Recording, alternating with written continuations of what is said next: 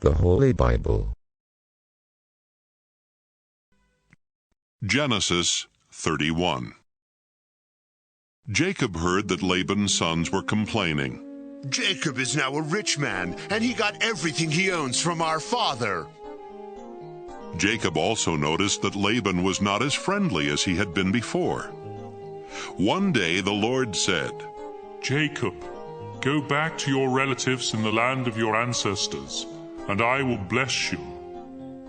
Jacob sent for Rachel and Leah to meet him in the field where he kept his sheep, and he told them, Your father isn't as friendly with me as he used to be, but the God my ancestors worshipped has been on my side. You know that I have worked hard for your father, and that he keeps cheating me by changing my wages time after time. But God has protected me. When your father said the speckled sheep would be my wages, all of them were speckled. And when he said the spotted ones would be mine, all of them were spotted. That's how God has taken sheep and goats from your father and given them to me. Once, when the flocks were mating, I dreamt that all the rams were either spotted or speckled. Then God's angel called me by name. I answered, and he said, Notice that all the rams are either spotted or speckled. I know everything Laban is doing to you, and I am the God you worshipped at Bethel when you poured olive oil on a rock and made a promise to me. Leave here right away and return to the land where you were born. Rachel and Leah said to Jacob, There's nothing left for us to inherit from our father. He treats us like foreigners, and has even cheated us out of the bride price that should have been ours. Now do whatever God tells you to do. Even the property God took from our father and gave to you really belongs to us and our children. Then Jacob, his wives, and his children got on camels and left for the home of his father Isaac in Canaan. Jacob took all of the flocks, herds, and other property that he had gotten in northern Syria. Before Rachel left, she stole the household idols while Laban was out shearing his sheep.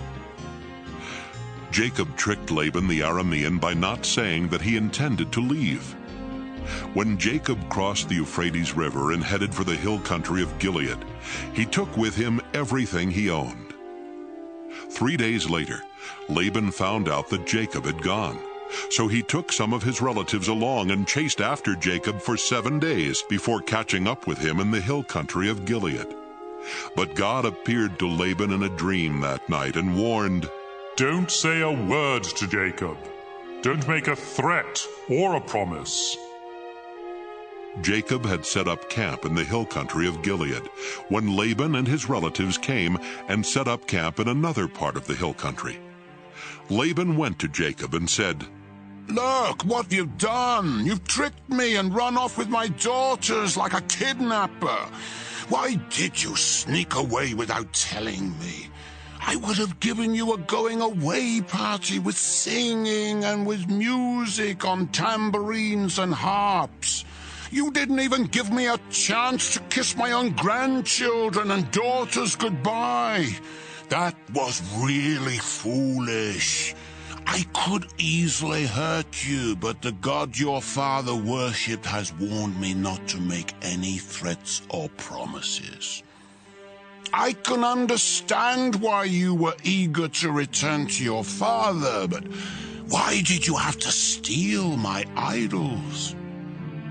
Jacob answered, I left secretly because I was afraid you would take your daughters from me by force.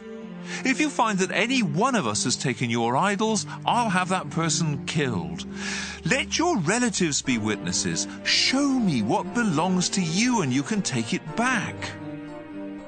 Jacob did not realize that Rachel had stolen the household idols. Laban searched the tents of Jacob, Leah, and the 2 servant women, but did not find the idols. Then he started for Rachel's tent. She had already hidden them in the cushion she used as a saddle and was sitting on it. Laban searched everywhere and did not find them. Rachel said, Father, please don't be angry with me for not getting up. I'm having my period. Laban kept on searching, but still did not find the idols. Jacob became very angry and said to Laban, "What have I done wrong? Have I committed some crime? Is that why you hunted me down? After searching through everything I have, did you find anything of yours? If so, put it here where your relatives and mine can see it. Then we can decide what to do. In all the 20 years that I've worked for you, not one of your sheep or goats has had a miscarriage, and I've never eaten even one of your rams. If a wild animal killed one of your sheep or goats, I paid for it myself. In fact, you demanded the full price, whether the animal was killed during the day or at night. I sweated every day, and I couldn't sleep at night because of the cold. I had to work 14 of these 20 long years to earn your 2 daughters, and another 6 years to buy your sheep and goats. During that time, you kept changing my wages. If the fearsome God worshipped by Abraham and my father Isaac had not been on my side, you would have sent me away without a thing.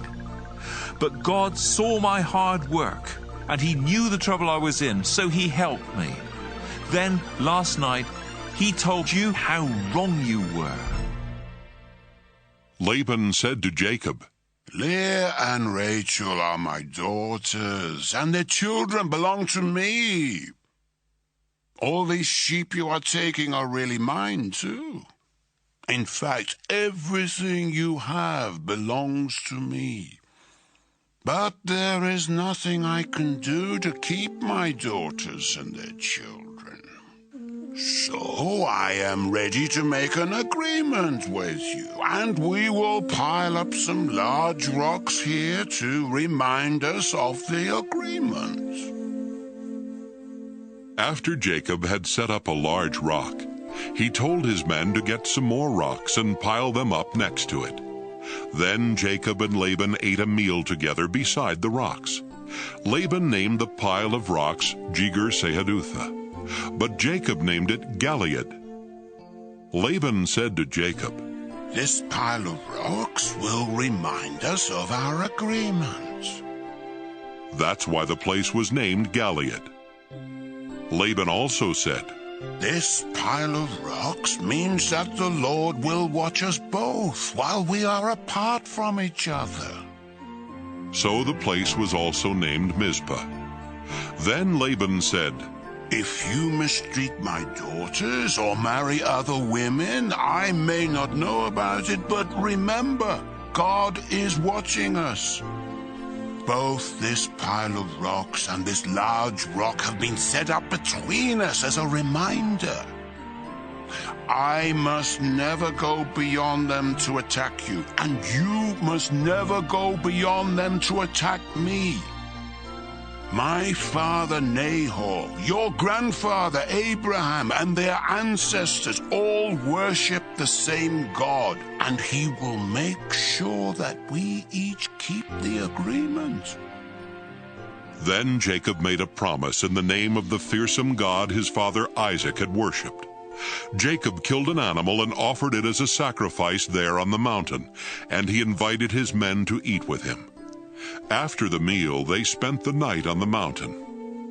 Early the next morning, Laban kissed his daughters and his grandchildren goodbye, then he left to go back home.